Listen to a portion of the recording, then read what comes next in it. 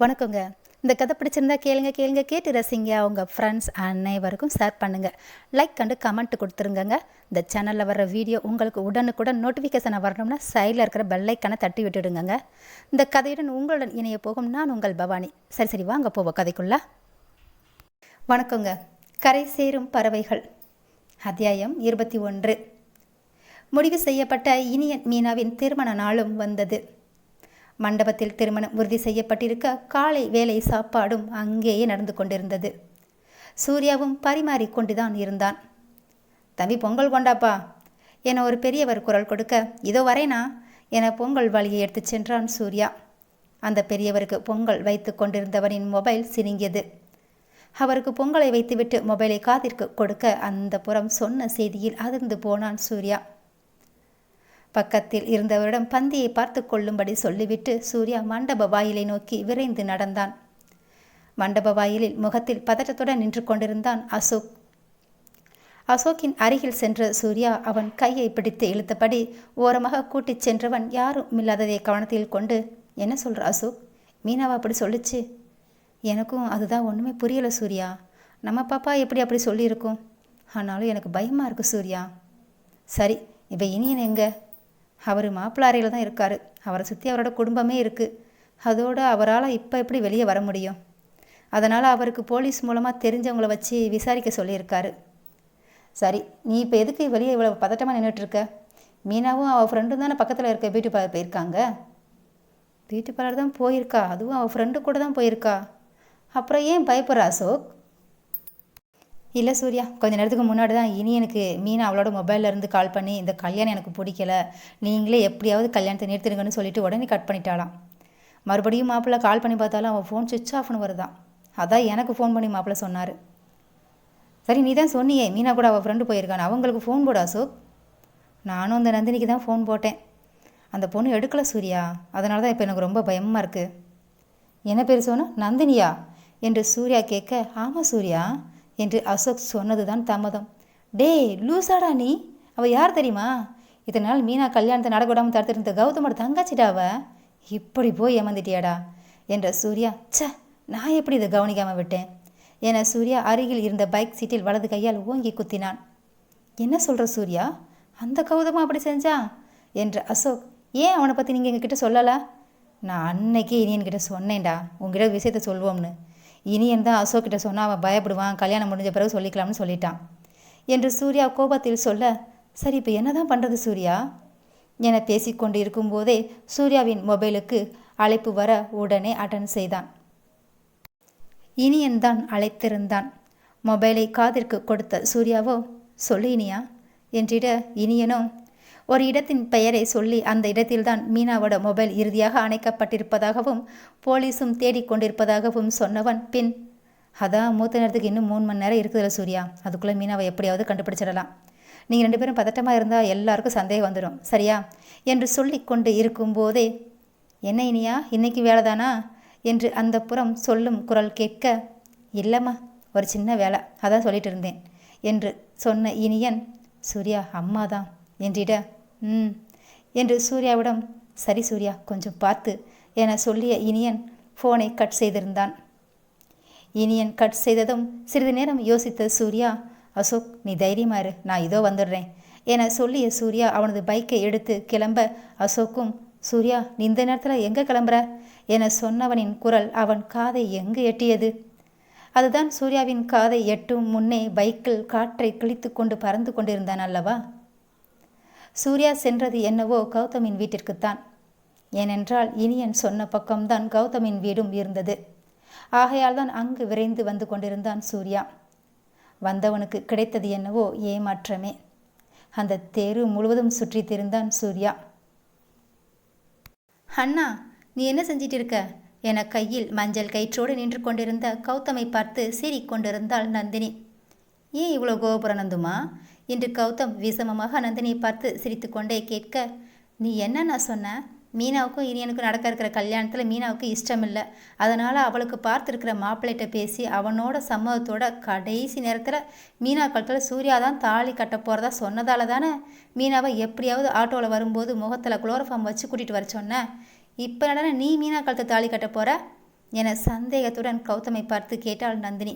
ஹே லூசு, இப்போ இவ காலத்தில் நான் தாலி கட்டலைன்னா எப்போவாவது சூர்யா வந்து இவ காலத்தை தாலி கட்டிடுவான்.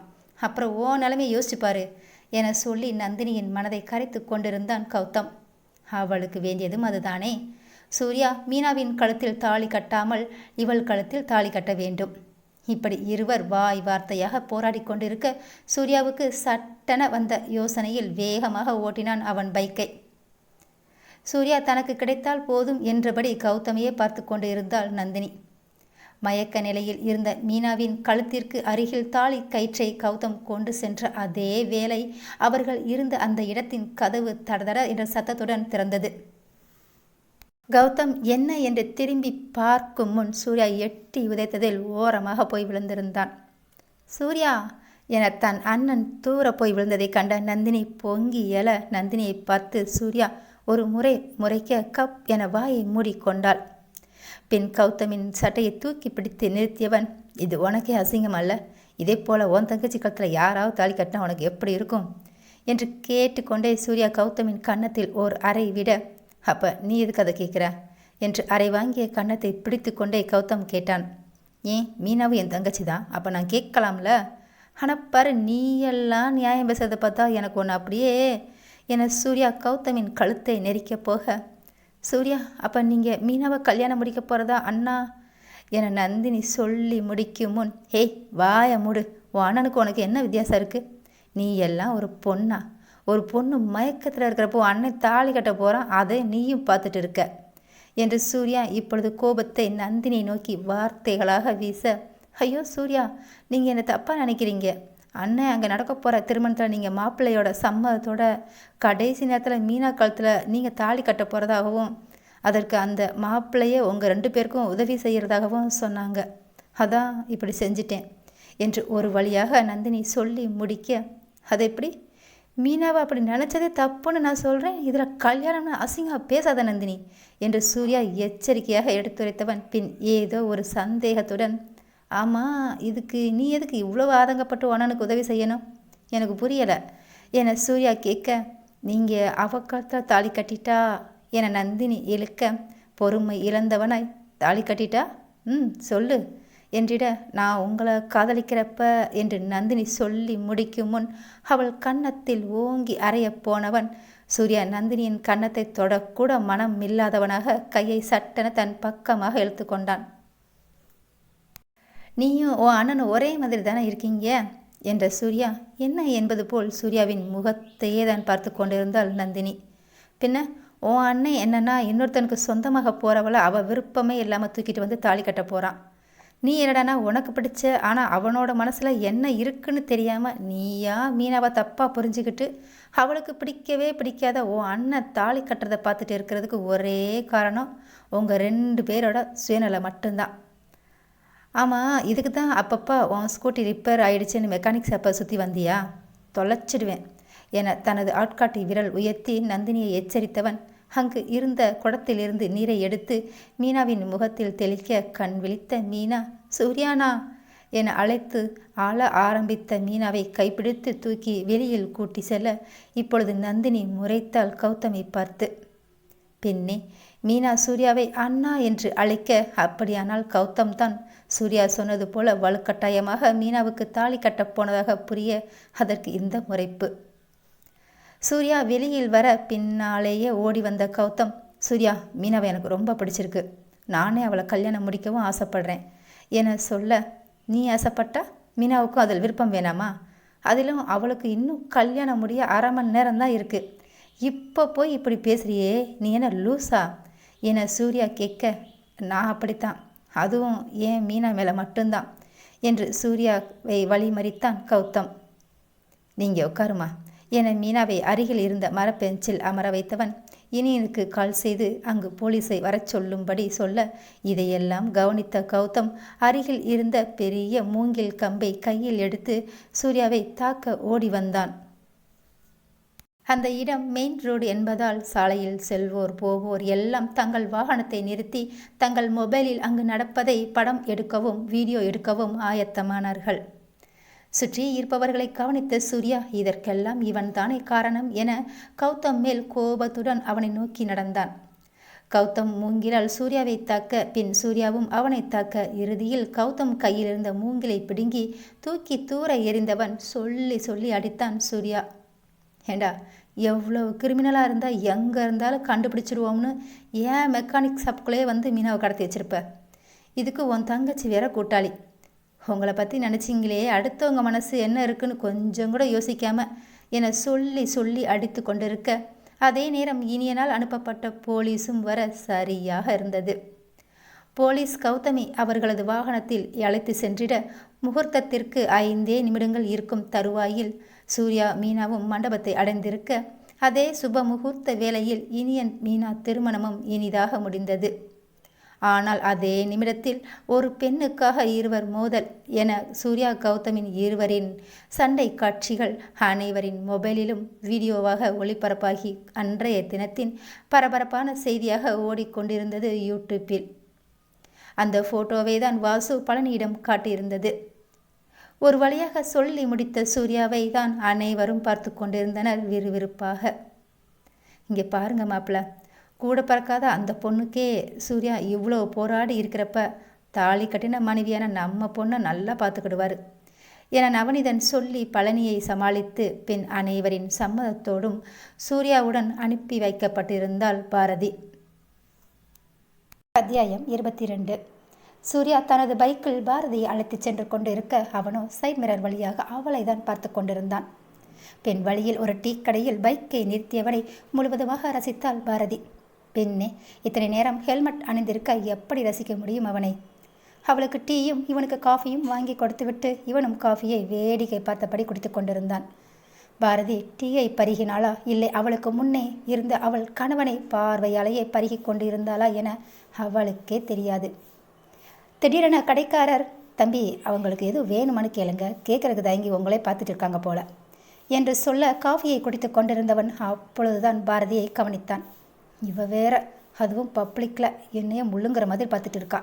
இது அவருக்கு என்னமோ கேட்குற மாதிரியாமா? அது என்னவோ சரிதான், இருடி ஒன்று என மனதிற்குள் செல்லமாக கொஞ்சி கொண்டவன், ஓய் என்னடி என்ன அப்படி பார்க்குற என்பது போல் தலையை லேசாக மேல் அசைத்து கேட்க, ஒன்றுமில்லை என்பது போல் அவள் பார்வையை திருப்பி கொண்டாள் சாலையின் பக்கமாக.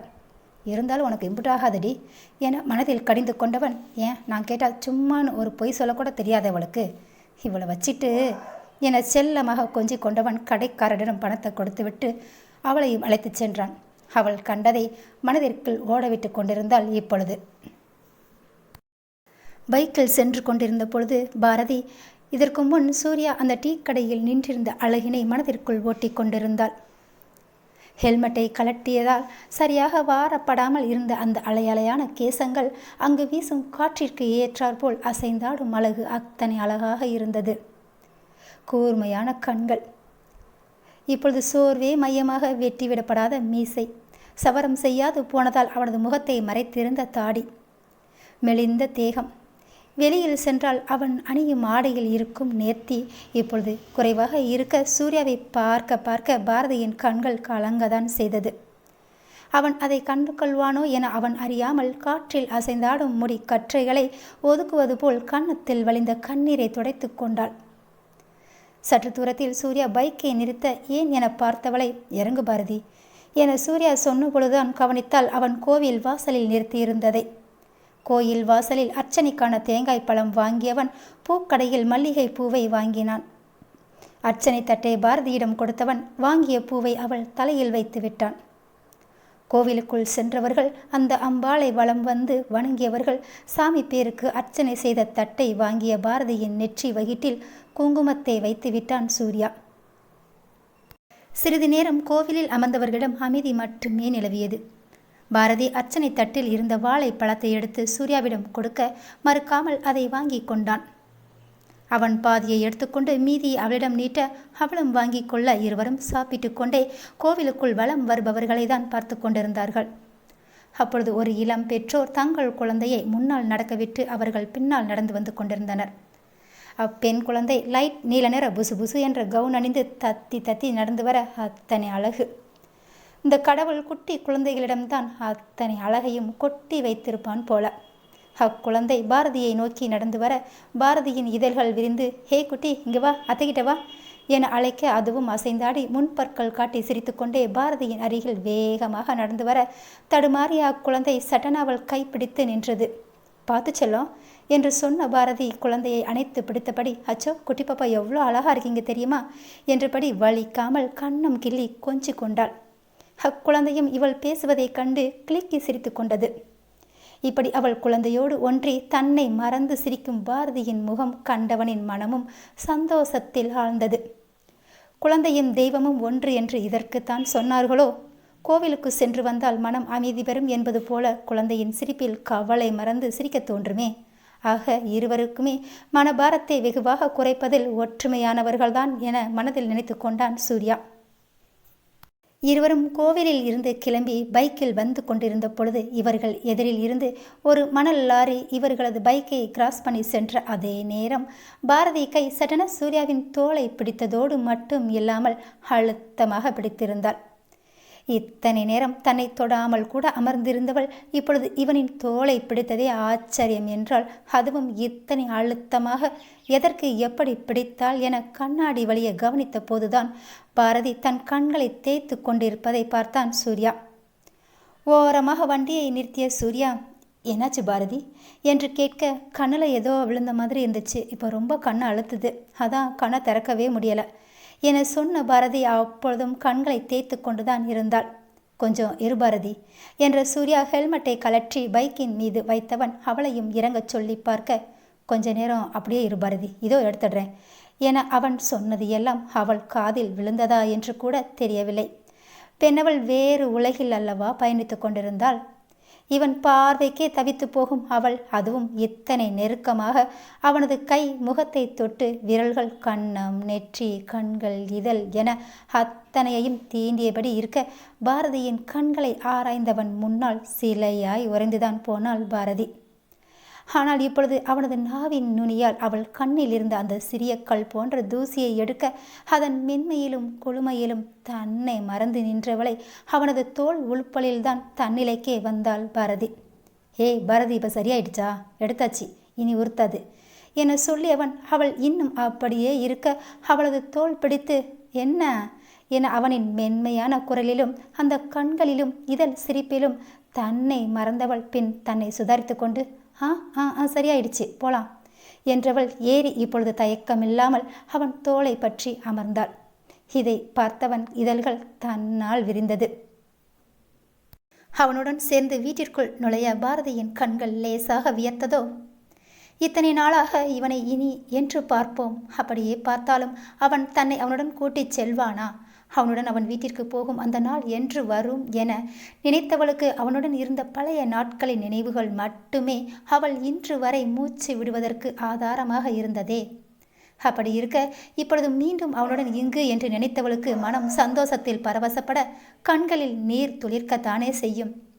அவனின் அந்த பார்வைக்கு அருகாமைக்கு என ஏங்கிதான் போனாள் பெண்ணவள். வீட்டிற்குள் நுழைந்தவள் கண்கள் அகல விரிந்தது. அவனும் அவளையேதான் பார்த்து கொண்டிருந்தான். அதான் இது என ஹாலில் இருந்த அந்த ஊஞ்சல் அத்தனை அழகாக இருக்க கை நீட்டி காண்பித்தவளைதான் அவனும் பார்த்து கொண்டிருந்தான். அப்பொழுதுதான் அவனும் கவனித்தான் அவள் தன்னை அத்தான் என்று அழைத்ததை. பாரதியின் கண்கள் மிளிர, இது எனக்காகவா என்பது போல கண்கள் சிமிட்டி பார்க்க அவனும் ஆம் என்பது போல தலை அசைக்க இவளோ சந்தோஷத்தில் என்ன செய்வது என்று தெரியாமல் வேகமாக அவனிடம் சென்றவள் அவனை இறுக அணைத்து விட்டவள் பின் ஊஞ்சலில் வந்து அமர்ந்தாள். அவளது கைகள் ஊஞ்சல் சங்கிலி என தழுவ அவள் அணைப்பில் இருந்து ஓர் நிமிடம்தான் என்றாலும் விடுபட்டாலும் இப்பொழுது அவளது செய்கையால் அவள் தன்னையே தழுவுவது போல் உணர உடல் சிலிர்த்துதான் போனான் சூர்யா. ஆமாம், இது எப்போ வாங்கினீங்கத்தான்? ரொம்ப அழகாக இருக்கு என அவள் கேட்கவும் தான் தன் உணர்வுக்கே வந்தான். ஏற்கனவே ஆர்டர் கொடுத்துருந்தேன், 2 நாளைக்கு முன்னாடி தான் கொண்டு வந்தாங்க. பிடிச்சிருக்கா? ரொம்ப பிடிச்சிருக்குத்தான்.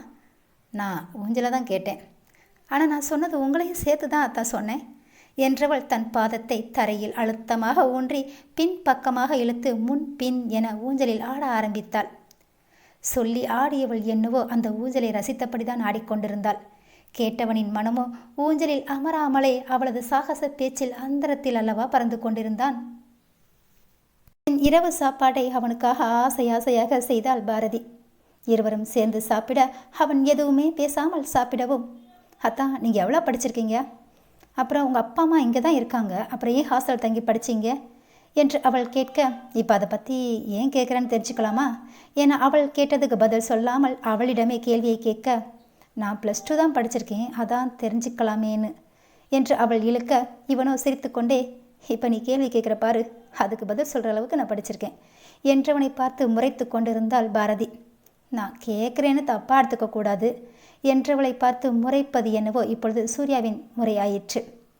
நீ என்னையே கேட்டாலும் நான் தப்பாக எடுத்துக்க மாட்டேன், முறையை தாலி கட்டியில் கூட்டிகிட்டு வந்திருக்கேன் என்றவனின் பதிலில் ஒன்றும் புரியாமல் முதலில் விழித்தவள், பின் இவன் என்னமோ சொல்கிறான், நமக்கு தான் புரியலை, கண்டிப்பாக ஏதோ விஷமமாக தான் சொல்லியிருக்கான், அதான் அவன் சிரிக்கிறத பார்த்தாலே தெரியுதே என்று நினைத்தவள், ஹாஸ்டல் தங்கி படிச்சிங்க சரி, இப்போ எதுக்கு உங்கள் அப்பா அம்மா கூட இல்லாமல் இங்கே தனியாக வந்திருக்கீங்க என்றிட, நான் இங்கே தனியாக இருக்கேன், உன் கூட தானே இருக்கேன் என்று அவன் நக்கல் அடிக்க, இதுக்கு இவன் பேசாமலே இருந்திருக்கலாம் போலவே என நினைத்தவள், முன்னாடி என்று கேட்டிட, எதுக்கு முன்னாடின்னு தெளிவாக கேளு, உனக்கு முன்னாடியா எனக்கு முன்னாடியா என்று அவன் கேட்க, 2 பேருக்கும் முன்னாடி சாப்பாடு தான் இருக்குது, நான் அதை கேட்கலத்தான், நம்ம கல்யாணத்துக்கு முன்னாடி கேட்டேன் என்று பொறுமை இழந்தவளாக பாரதி கேட்க, இப்படி தெளிவாக கேளு, அத்தானுக்கும் புரியணும்ல என்று அவன் சிரிக்க, இந்த பார்வையில், இந்த பேச்சில், இந்த கண்ணில் எங்கே தெளிகிறதா என்று முணங்கியவள் சாப்பிட்டதையெல்லாம் எடுத்து வைக்க ஆரம்பித்தாள்.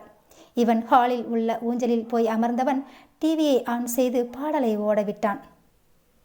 உயிர் உருவாத ஒரு குலைக்காத என்னில் வந்து சேர நீ யோசிக்காத திசையறியாத பறவையை போல பறக்கவும் ஆசை உன்னோடு தூர வாழ்க்கை தீர தீரவா என் நிழலா கூட சாகும் தூரம் போக துணையா நீயும் தேவை நான் கூட.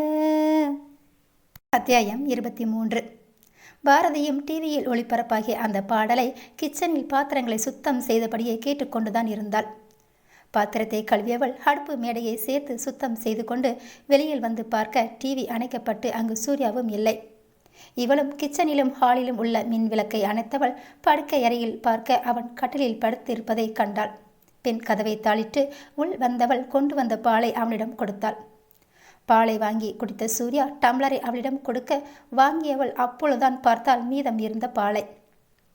பாலை பார்த்தவள் அவன் முகத்தை பார்க்க அவனோ வலது கையை தலைக்கு கொடுத்து இடக்கையை நெற்றியின் மீது வைத்திருக்க கண்கள் மேலே பார்த்து கொண்டிருந்தாலும் அவன் சிந்தனையாவும் வேறு எங்கேயோ இருப்பதை உணர்ந்தவள் அவன் மீதி வைத்த பாலை குடித்தாள். பின் குளியல் அறைக்குள் சென்று கழுவி விட்டு அந்த டம்ளரை அந்த சின்ன மேசை மீது வைத்தாள். அவனுக்கு அருகில் போய் படுத்தவள் அவன் புறம் திரும்பி அவனையே பார்த்து கொண்டிருந்தவள் சிறிது நேரத்தில் தூங்கியும் போனாள். இத்தனை நாள் இவனை நினைத்து கண்கள் மூடாமல் தூக்கத்தை தொலைத்து இருந்தவள் இன்று அவனது அருகாமையில் ஆழ்ந்த தூக்கத்திற்கு சென்றிருந்தாள் நெடுநாளுக்கு பிறகு. ஓ நினப்பு நெஞ்சுக்கோழி வர இருக்கு, ஏ உலகம் முழுசும் உன்னை சுத்தி சுத்தி கிடக்கு, ஓ நினப்பு நெஞ்சுக்கோழி வர இருக்கு, ஏ உலகம் முழுசும் உன்னை சுத்தி சுத்தி கிடக்கு, மனசுல ஒரு வித வழிதான் சுகமா சுகமா, எனக்குள்ள உருக்குற உன்னை நீயும் நிஜமா நிஜமா, கண்ணே கண்ணே காலம் தோறும் ஏங்கூட நீ மட்டும் போதும் போதும் நாளும். ஏதோ யோசனையில் இருந்தவன் அருகில் இருந்து எந்தவித அசைவும் இல்லாததை உணர்ந்த சூர்யா அயர்ந்து தூங்கும் அவளை கண்டவுடன் இதழ்கள் விரித்து சிரித்தான். நெற்றியின் மீது இருந்த கையை எடுத்தவன் அன்னையின் பாசத்திற்கு ஏங்கும் குழந்தையைப் போல அவளது மார்போடு ஒண்ட அவளும் தூக்கத்திலேயே அவனது தலையை தன்னோடு சேர்த்து அணைத்து கொண்டவளை அதே புன்னகையோடு அவளது அணைப்பில் ரதி என அவனது இதழ்கள் தன்னால் முணுமுணுத்தது. நான் முழுசாம் உன்னை எனக்குள்ள போதச்சேன், ஈ உசுரா அழகே உன்னை நித்தம் நித்தம் நினைச்சேன், நான் முழுசா உன்னை எனக்குள்ள போதச்சேன், ஈ உசுரா அழகே உன்னை நித்தம் நித்தம் நினைச்சேன். இனி வரும் ஜென்மம் மொத்தம் நீயும் தான் உறவா வரணும், மறுபடி உனக்கென பிறந்திடும் வரம் நான் பெறணும். பெண்ணே பெண்ணே வாழ்க்கை நீள ஏங்கூட நீ மட்டும் போதும் போதும் நீனாலும். மறுநாள் புலர்ந்தது. என்றும் போல சூரிய பகவானின் ஆதிக்கத்தால் தன் மூக்கில் ஏதோ குறுகுறுப்பை ஏற்படுத்த மெல்ல கண் விழித்தாள் பாரதி. அப்பொழுதுதான் உணர்ந்தாள் அவன் முகத்தருகே இவள் முகம் இருப்பதையும் அவனது கை அணைப்பிற்குள் இவள் இருப்பதையும். கண் விழித்தவளின் முகத்தருகே அவன் முகம் இருப்பதால் தான் அவனது தாடி இவளது மூக்கில் செல்ல சேட்டை செய்து கொண்டிருந்தது போல. மெல்ல அவனது அணைப்பிற்குள் இருந்து இவளது கையை எடுத்தவள் அவனது முன் நெற்றி மீது விழுந்திருந்த கேசத்தை பின் ஒதுக்கிவிட்டு ஒற்றை விரலால் அவனது நெற்றி, புருவம், கண்கள் என வருடி வந்தவள் அவனது மூக்கின் நுனியை இரு விரலால் பட்டும் படாமலும் ஆட்டி விட்டவள் மீசையை லேசாக முறுக்கி விட்டு கொண்டே அந்த தாடியை பார்த்தவள் இதுதான் நல்ல என சொன்னவளிடம் கண்கள் திறவாமல் எடுத்துட்டா போச்சு.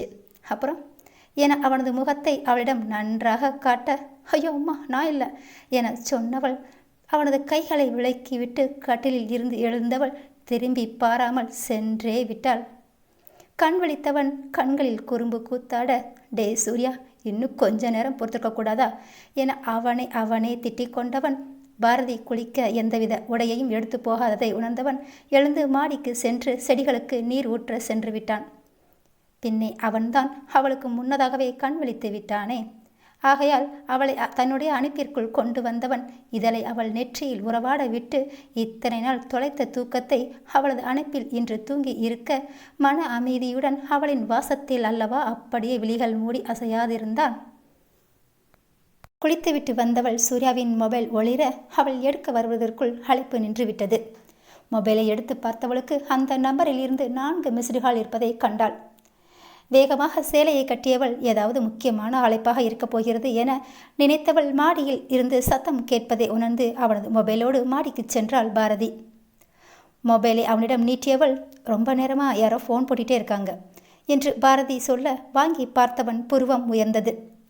யார் ஃபோன் போட்டிருக்காங்கன்னு தெரியுமா என அவன் பாரதியை பார்த்து கேட்க, அவளோ எனக்கு எப்படி தெரியும் என்பதைப் போல உதடு பிதுக்கி தோலை குளிக்கிய செயலில் புன்னகை வந்தாலும் அதை மறைத்து கொண்டு, கௌதமோட தங்கச்சி என்றிட, ஓ என்று ஒற்றை சொல்லில் அவள் முடிக்க, என்ன ஓ அவள் யாருன்னு தெரியும்ல என அவன் கேட்க, உங்கள் முன்னாள் காதலி தானே என அவள் முகத்தை ஒரு புறமாக திருப்பி கொண்டே சொல்ல அதை பார்த்து ரசித்தவன், அடிங்க நீ ரத்திடி நீ என மனதிற்குள் அவளை கொஞ்சி கொண்டான் சூர்யா.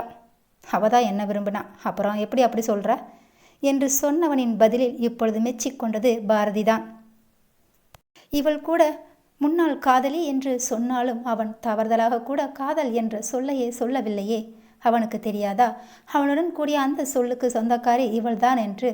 சூர்யா இவளையே பார்த்து கொண்டிருக்க அந்த தாடிக்குள் மறைந்திருந்த இதழில் புன்னகையை தேடி தோற்று போனவளாக, இவன் என்னை பார்த்து சிரிக்கிறானான்னு கூட கண்டுபிடிக்க முடியலையே என நினைத்தாள். அவன் இதழையே அவள் உற்று பார்ப்பதை கவனித்தவன், என்ன என மென்மையாக கேட்க அதே நேரம் அதே நம்பரிலிருந்து அழைப்பு வர சட்டன, ஏதாவது அவசரமாக இருக்க போகுது எடுத்து பேசுங்க என்று சொல்லியவள் செல்ல முற்பட அவளின் கைப்பிடித்து நிறுத்தியவன், நீ இரு என்று சொல்லிக்கொண்டே அவளின் கையை விடாமல் பேசியை உயிர்ப்பித்து காதில் வைத்தான் சூர்யா. பாரதியும் அவன் முகத்தையே பார்த்து கொண்டு நின்றிருந்தாள். அவனின் ஒவ்வொரு முகபாவனையை பார்த்து ரசித்து கொண்டே நின்றவள் அவன் பேசி முடித்ததை கூட அறியாமல் பார்த்து கொண்டு நின்றிருந்தாள் அவனை. ஓய் என்ன என அவன் தனது இருபுருவம் உயர்த்தி கேட்க நினைவுக்கு வந்தவள், பா என்ன அழகா இருக்கான், சும்மாவே என்ன என்று கேட்டாலே ஒரு வழி ஆயிடுவேன், இதில் வேற அவன் புருவத்தை உயர்த்தி என்னை சாச்சு புட்டானே என நினைத்தவளை, இது உனக்கே தப்பா தெரியலா, இப்போதான் அவனை பார்த்து மயங்கிறியா என்ன என மனம் அவளை ஒரு புறம் சொல்ல, ஏன் அவன் ஏன் புருஷன், நான் அப்படி தான் பார்ப்பேன், இதில் என்ன தப்பு என அவள் கேட்க, உன்னை யாருமே தப்புன்னு சொல்லலையே, ஓம் புருஷன்தான், நீ தாராளமாக சைட் அடிக்கலாம் என அவன் சொல்ல அவளோ, என்ன இந்த தாடி தான் உங்கள் முகத்தை பாதி மறைச்சிக்கிடுது என சொல்ல, உத்தரவு மகாராணி, இதை எடுக்கிறது தான் என் வேலை என தலை குனிந்து சொல்ல அப்பொழுதுதான் உணர்ந்தால் இத்தனை நேரம் தான் மனதிற்குள் பேசவில்லை, வெளிப்படையாக பேசிவிட்டோம் என்பதை. சட்டன தன் நாக்கை கடித்து பின்னால் திரும்பி நின்று கொண்டாள். சூர்யாவோ சிரித்துக்கொண்டே, பாரதி நந்தினி எதுக்கு ஃபோன் பண்ணினா நீ கேட்கவே இல்லையே என கேட்க இவன் பக்கமாக திரும்பியவள் சொல்லு என்பது போல் பார்க்க, கௌதமுக்கு சின்ன ஆக்சிடெண்ட்டாம், நேற்றே நடந்திருக்கும் போல, அவளுக்கு இப்போ தான் தெரிஞ்சிருக்கும் போல, அவளுக்கு பதட்டமாக இருக்குன்னு என்னையும் வர சொன்னான் என்றவனிடம், அப்போ சீக்கிரம் கிளம்புங்க என்று அவள் அவசரப்படுத்த, ஏன் உனக்கு அவன் மேலே கோபமே வரலையா என்றிட்ட, நான் எதுக்கு அவங்க மேலே கோபப்படணும், யார் வேணும்னாலும் யாரையும் விரும்பலாம், ஆனால் என் புருஷன் என்னை மட்டும்தான் காதலிக்கிறாரு, காதலிச்சுக்கிட்டே இருப்பார் என்று சொன்னவளை இறுக அணைத்து கொண்டான் சூர்யா. அச்சோ என்ன இது, அதுவும் மொட்டை மடியில் என சொன்ன பாரதி சுற்றுமுற்றும் பார்க்க, அப்போ வீட்டுக்குள்ளேன்னா உனக்கு ஓகேயா என அவள் முகம் பார்த்து கேட்க, ச்சே என்ன இப்படிலாம் பேசுகிறீங்க என்றிட, இதுக்கே எப்படின்னா அப்புறம் என அவன் இழுக்க, அப்பொழுதுதான் பார்த்தால் இன்னும் அவன் அணைப்பில் இருப்பதை. வேகமாக அவன் கையை எடுத்து விட்டவள், வாங்க நான் போகிறேன் என்றவளை ஒரு மாதிரியாக பார்த்தவன், ஆனாலும் இவ்வளோ காலையிலேயே என்ன கூப்பிடுவேன்னு நான் எதிர்பார்க்கவே இல்லை செல்லம் என்றிட, ஐயா நான் சாப்பாடு செய்ய போகிறேன், சாப்பிட வாங்கன்னு சொன்னேன், நானும் அதுக்கு தான் வரேன்னு சொன்னேன், அம்மா பொண்டாட்டி நீங்கள் என்ன நினச்சிங்களாம் என்று அவன் தலை சாய்த்து அவளது முகம் வெட்கத்தில் சிவந்திருப்பதை பார்த்து ரசித்து கொண்டே கேட்க, சரி நீ போய் சமையல் கவனி, நான் இதோ வர்றேன் என்றதுதான் தாமதம். அவன் முகத்தை கூட ஏறிட்டு பார்க்காமல் திரும்பி நடந்து சென்றவளையே தான் பார்த்து கொண்டு நின்றிருந்தான் சூர்யா. திடீரென ஞாபகம் வந்தவனாய் அன்று ஞாயிற்றுக்கிழமை என்பதால் தனது மொபைலில் இருந்து கிரிக்கு கால் செய்து விஷயத்தை சொல்லி நந்தினி சொன்ன மருத்துவமனைக்கு போகச் சொன்னான். தான் இன்னும் கொஞ்ச நேரத்தில் அங்கு வருவதாக சொல்லி வைத்திருந்தான் சூர்யா. சூர்யா செடிகளுக்கு நீரை விட்டவன் பின் கீழிறங்கி வந்தவன் பாரதி சமையல் அறையில் வேலை செய்வதை கவனித்து அறைக்குள் நுழைந்தான். பின் குளித்துவிட்டு வெளியே வரவும் பாரதி சமையலை முடிக்கவும் சரியாக இருந்தது. அப்பொழுதுதான் கவனித்தால் சூர்யா தாடியை ட்ரிம் செய்திருந்ததை. அவனது பளிச்சிட்ட முகத்தில் கண்களினூடே இருந்த குறும்பு இப்பொழுது அவன் இதழிலும் குறும்பு கூத்தாடுவதை அப்பட்டமாக காண முடிந்தது அவளா. சூர்யாவை பார்த்து சிரித்துக்கொண்டே, என்னத்தான் உங்கள் மகாராணியோட உத்தரவை நிறைவேற்றிட்டீங்க போல என பாரதி தட்டில் சாப்பாட்டை வைத்து கொண்டே சொல்ல, அப்புறம் நமக்கு 3 வேளையும் சோறு முக்கியம்ல, என்னங்க நான் சொல்கிறது என சூர்யா பாரதியை பார்த்து கண் சிமிட்டி கொண்டே சொல்ல, ஆனாலும் அத்தா உங்களை நம்பி அவசரத்துக்கு கூப்பிட்டா இவ்வளோ வேகமாக கிளம்பக்கூடாது என்று அவள் நக்கல் பேச, அதுக்கெல்லாம் ஏற்பாடு செஞ்சாச்சு, இருந்தாலும் மற்றவங்க அவசரத்துக்காக என் பொண்டாட்டியோட ஆசையை நிறைவேற்றாமல் போனால் நியாயம் இல்லை பாருங்க என்றிட, அதுவும் சரிதான் என்றவள் சீரியஸாக, அத்தான் நீங்கள் குளிக்கும்போது உங்கள் மொபைலுக்கு கிரி தான் கால் பண்ணியிருந்தான், அவ்வளோவெல்லாம் அடி இல்லையாம், காலையில் மட்டும் மாவு கட்டு போட்டிருக்காங்களாம், இன்னும் 2 நாளில் டிஸ்சார்ஜ் பண்ணிவிடுவாங்களாம் என்று கிரி சொன்னதை சொல்லி முடித்தாள் பாரதி. அவள் சொன்னதை முழுவதுமாக காதில் வாங்கிய சூர்யா, உனக்கு எதுவும் வேலை இருக்கா பாரதி என கேட்க, இல்லைங்க தான் என்றிட, சரிவா நம்ம 2 பேரும் போய் பார்த்துட்டு வருவோம் என கூறி பாரதியையும் தன்னோடு அழைத்து சென்றான் சூர்யா. மருத்துவமனைக்கு சென்ற பின்பு கூட கிரியிடம் கௌதமை பற்றி விசாரித்தவன் மறந்தும் கூட கௌதம் நந்தினி இருவரிடமும் பேசவில்லை. பாரதி தான் நந்தினியிடம் பேசி கொண்டிருந்த பொழுது, சூர்யா நம்ம பற்றி சொல்லலையோ, அதனால தான் எந்தவித தயக்கமும் இல்லாமல் பேசுகிறாளோ என நினைத்து இருக்க, இறுதியாக பாரதியோ, என் அத்தான் அவங்களுக்கு கெடுதல் நினச்சா கூட அவங்க நல்லா இருக்கணும் தான் நினப்பாங்க, அப்படி இருக்கிறப்ப உங்களை விட்டுட்டு வாங்களா சொல்லுங்க என சொல்ல, நந்தினி சூர்யாவை பார்க்க அவனது பார்வை முழுவதும் பாரதி மேல் இருக்க அவனது கண்களில் பாரதிக்கான காதலை கண்டாள் நந்தினி. அத்தியாயம் 24. இவ்வாறு ஒரு வாரம் கடந்திருக்க சூர்யாவும் பாரதியும் அன்று ஜெயகாந்தனின் அழைப்பை ஏற்று வீட்டிற்கு சென்று கொண்டிருந்தார்கள் பைக்கில். இந்த விவரம் தெரியாத பாரதியோ சூர்யாவுடன் பைக்கில் செல்லும் ஆசையுடன் எங்கு செல்கிறோம் என கூட கேட்க தோன்றாமல் அவனுடன் பயணித்து கொண்டிருந்தால் அவனது அருகாமையில் இயற்கையை ரசித்தபடி. வாசுதேவனின் மாமா நாகராஜன் தான் சூர்யாவுக்கு ஃபோன் செய்து ஜெயகாந்தன் வர சொன்னதாக சொல்ல, அவர் மீது கொண்ட மரியாதையாலும் தனது படிப்பிற்காகவும் வளர்ச்சிக்காகவும் ஜெயகாந்தன் உதவி செய்த ஒரே காரணத்திற்காக அவருக்கு என்றும் தலைக்குனிவு ஏற்படக்கூடாது என்று உறுதியுடன் இருப்பதால் அவர் அழைப்பை ஏற்று சென்றாலும் ஒருபுறம் எதற்காக அழைத்திருப்பார் என அவன் மனதில் ஓடிக்கொண்டுதான் இருந்தது. சுற்றுப்புறத்தை ரசித்தபடியே சென்றவள் அவன் இதுவரை வராத தெரியாத வீட்டிற்கு முன் பைக்கை நிறுத்தவும் இறங்கியவள், ஆமாம் நம்ம யார் வீட்டுக்கு வந்திருக்கோம் என்று கேட்டவளிடம் பைக்கை சைட் ஸ்டாண்டு போட்டவன், வாசுவோட அப்பா வீட்டுக்கு என்றிட, ஏன் எங்கள் வீட்டுக்கு என்று சொன்னால் என்னவாம் என மனதிற்குள் நொடிந்து கொண்டே அவன் பின்னாலேயே சென்றாள் பாரதி. வீடும் பெரியதாக தான் இருந்தது, இருந்தாலும் சூர்யாவின் வீட்டை விட சிறியதுதான். என்றாலும் வீடு சுத்தமாக இருந்தது. வீட்டின் முன்னால் கார் நின்றிருந்ததை வைத்தே கணித்துவிட்டால் கொஞ்சம் வசதியான இடம் என்று. வீட்டிற்குள் சென்றவன் ஹாலில் நாகராஜன் அமர்ந்திருப்பதை பார்த்து, மாமா நல்லா இருக்கீங்களா என்று அவரை பற்றி மட்டும் விசாரித்தவன் மற்ற யாரை பற்றியும் விசாரிக்காததை கவனித்த பாரதி அப்பொழுதும் சூர்யாவை பார்த்தபடி நின்றிருக்க, நான் நல்லா இருக்கேன் சூர்யா என்றவர் பாரதியை பார்த்து, வாமா உட்காரு என்று இருவரையும் அவருக்கு பக்கவாட்டாக உள்ள இருக்கையை காட்டினார் நாகராஜன். சூர்யா அமர்ந்ததும் சிறிது இடைவெளி விட்டு பாரதியும் அமர்ந்து கொண்டவள் வேறு யாரும் இல்லையா என கண்களை சுழலவிட்டாள் அறை முழுவதும். சிறிது நேரத்தில் ஜெயகாந்தன் பக்கத்தில் இருந்த அறையிலிருந்து வர அவர் பின்னாலேயே முகத்தை இறுக்கமாக வைத்துக்கொண்டே நாகஜோதியும் வந்தார். வா ஜெயா என்று ஜெயகாந்தனை அழைத்தவர், நாகு நீயும் வந்து உட்காரு என சொல்ல வேண்டா வெறுப்பாக வந்து அவரும் வந்து உட்கார்ந்து கொண்டார். சொல்லு சூர்யா, ஏன் வீட்டுக்கு வரதே நிறுத்திட்ட என நாகராஜன் கேட்க, மாமா நீங்கள் என்ன கேட்டுட்டீங்க, ஆனால் என்னால் அப்பாவை அப்படி கேட்க முடியலையே என்றவன் ஜெயகாந்தனை தான் பார்த்து கொண்டிருந்தான். உன்னை யார் கேட்க வேணான்னு சொன்னா என நாகராஜன் சொன்ன மறு நிமிடமே கேட்டிருந்தான். ஏன்பா அன்னைக்கு வீட்டுக்கு வராமல் இடையிலே இறங்கினதோட சரி, அப்போ நீங்களும் எல்லாரையும் போல என்னை ஒதுக்குறீங்களா என சூர்யா கேட்க, என்ன சொல்கிறான் இவன், அப்படி யார் இவனை ஒதுக்கினாங்களாம் என்று புரியாமல் அவனை பார்க்க சூர்யாவின் கண்கள் நீரினால் பளபளத்து கொண்டிருந்தது.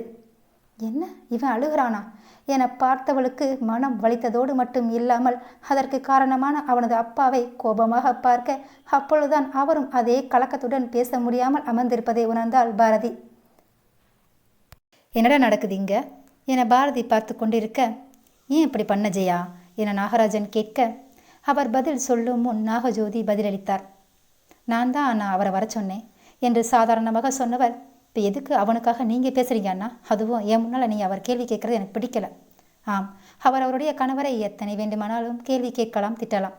ஆனால் மற்றவர் என்ன அவரது அண்ணனாகவே இருந்தாலும் கேள்வி கேட்பதை அவரால் ஏற்றுக்கொள்ளவே முடியாது.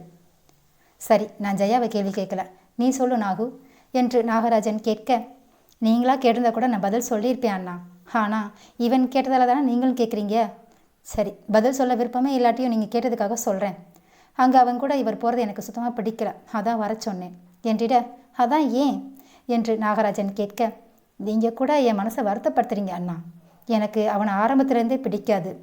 இப்படியும் ஒரு தாயா என்று பூர்வம் சுருக்கி பாரதி பார்க்க, அதுலேயும் இவன் வளர வளர இவரை மாதிரியே இருக்க எனக்கு அவன் மேலே வெறுப்பு தான் அதிகமாச்சு. அப்படி ஒரு பதிலை எதிர்பார்க்காத பாரதி, அப்பாவை போல பிள்ளை இல்லாமல் அப்புறம் யாரை போல இருக்குமாம் என்றபடி பார்க்க, இப்போ என்னடானா வாசுவுக்கு பார்த்த பொண்ணையே அவனுக்கு முடிச்சு வச்சதோடு இல்லாமல் அவன் கூடவே சுற்றிட்டு இருந்தா என்ன அர்த்தமாம். அப்போ அவங்க பையன் வேறு பொண்ணை கல்யாணம் முடிச்சுக்கிட்டது தப்பு இல்லை போல், அவருக்கு பார்த்த பொண்ணை இவருக்கு கல்யாணம் பண்ணி கொடுத்தது தான் தப்பா. அப்படி என்ன செய்திட்டாராம் மாமா, அவர் பையனுக்கு கல்யாணம் பண்ணி கூட இருந்தது அத்தனை பெரிய தப்பா.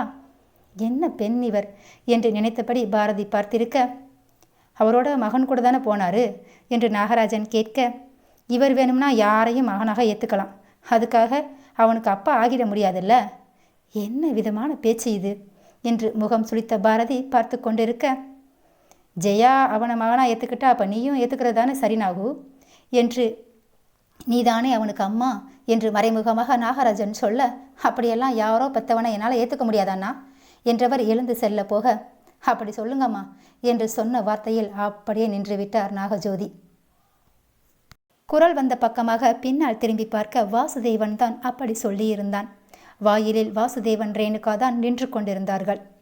உள்ளே வந்த வாசு, அம்மா சொல்கிறதுல என்னம்மா தப்பு இருக்கு, இவை வேணும்னா அப்பாவை உரிமை கொண்டாடலாம், அதுக்காக நானும் அம்மாவும் அவனை ஏற்றுக்கணும்னு அவசியம் இல்லையே என்ற வாசு பதில் நாகராஜனிடம் சொல்லி கொண்டிருந்தாலும் முதலில் பாரதியின் மீது ஒரு ஏளன பார்வை வீசியவன் இப்பொழுது நீ எல்லாம் ஒரு ஆளா என பார்த்து கொண்டிருந்தான் சூர்யாவை. அதற்குள் அவர்களுக்கு பின்னாலேயே வந்தார்கள் இந்துமதியும் ரேகாவும். ரேகா உள்ளே நுழைந்ததும் பார்த்தது என்னவோ அத்தனை பேரின் நடுவிலும் அழகாக கம்பீரத்துடன் அமர்த்தலாக உட்கார்ந்திருந்த சூர்யாவைத்தான். சூர்யா எப்பொழுதும் டிஷர்ட் தான் அணிந்திருப்பான். ஆனால் இன்றோ ஊதா நிற ஃபுல்ஹேண்ட் சர்ட் அணிந்து அதை மணிக்கட்டு மேல் வரை மட்டும் மடித்துவிட்டு வெளிர் நீல நிற ஜீன்ஸ் போட்டு இரு கை முட்டியையும் தொடையில் ஊன்றி உட்கார்ந்திருக்க மின் விசிறியின் பயனால் அசைந்தாடும் முன்னேற்றி கேசங்கள் என ரசித்து கொண்டிருந்தவள் அப்பொழுதுதான் அவன் அருகில் ஊதா நிற காட்டன் புடவையில் ஆங்காங்கே ஹடர் ரோஸ் நிறத்தில் பூக்கள் டிசைன் இருக்க அழகாக இருந்தாலும் அவளை ரசிக்கும் மனம்தான் இவளுக்கு இல்லை போலும். பின்னே அவள் அமர்ந்திருப்பது சூர்யாவின் அருகில் அல்லவா. பாரதி என்னவோ சூர்யாவிடம் கொஞ்சம் இடைவெளி விட்டுதான் அமர்ந்திருந்தாலும் ரேகாவோ அவங்க பொண்டாட்டின்னு தெரியணுமாக்கும் உரைச்சிக்கிட்டே உட்கார்ந்துருக்கதை பாரு என மனதிற்குள் பொறுமி கொண்டிருந்தாள் ரேகா. சரி, நீயும் அம்மாவும் அவனை ஏற்றுக்க வேணாம், உன் அப்பாவுக்காவது அவனை பொறுத்து போகலாம்ல என்று நாகராஜன் வாசுவிடம் சொல்ல, இதையெல்லாம் நீங்களா பேசுகிறீங்களா மாமா, இல்லை அப்பா உங்களை இப்படி எங்ககிட்ட பேச சொன்னாங்களா என்று சீறினான் வாசு. ஜெயா உனக்கு அப்பா ஆகிறதுக்கு முன்னாலே அவன் எனக்கு நல்ல நண்பன் வாசு, என்று நாகராஜன் பொறுமையாக பதில் சொல்ல, அதில் தான் மாமா சந்தேகம் இன்னும் வலுக்குது. ஏற்கனவே இவன் அப்பா போலவே இருக்கான். என் அம்மா சந்தேகப்பட்டது போல் நீங்களும் அப்பாவும் உடந்தையா? அதுவும் யாருமே இல்லாத கால் காசுக்கு பெறாத இவனுக்காக உங்கள் தங்கச்சியை விட்டு கொடுத்து பேசுவீங்களா மாமா என வாசு இப்பொழுது கோபத்தின் உச்சிக்கே சென்று பேசிட, வாசு என நாகராஜனும் ஜெயாவும் ஒரே நேரத்தில் குரல் கொடுக்க, நாகு, இந்து, ரேணுகா முகத்தில் சூர்யா அவமானப்பட்டதை பார்த்த சந்தோஷம் மெல்லிய சிரிப்புடன் இருக்க, ரேகாவோ என்னை கட்டியிருந்தா இப்படி இத்தனை பேருக்கு முன்னால் உன்னை அவமானப்பட விட்டிருப்பேனா என சூர்யாவையே பார்த்திருக்க, எப்படியெல்லாம் பேசிவிட்டான். நான் இருக்கும்போது இவரை எப்படி சொல்லலாம் யாரும் இல்லாதவர் என்று என நினைத்த பாரதி, ஒருவேளை இதனால தான் அன்று அத்தனை பேர் இருந்தும் தனியாக இருப்பதா சொல்லியிருப்பாரோ என நினைக்க நினைக்க மனம் வலிக்க கலங்கிய கண்களுடன் சூர்யாவின் புறம் திரும்பிய பாரதி, சூர்யா தலை குனிந்தபடி அமர்ந்து இருந்தான். எந்தவித கலக்கமும் இன்றி. அதை பார்த்தவளுக்கு கண்கள் கலங்கதான் செய்தது.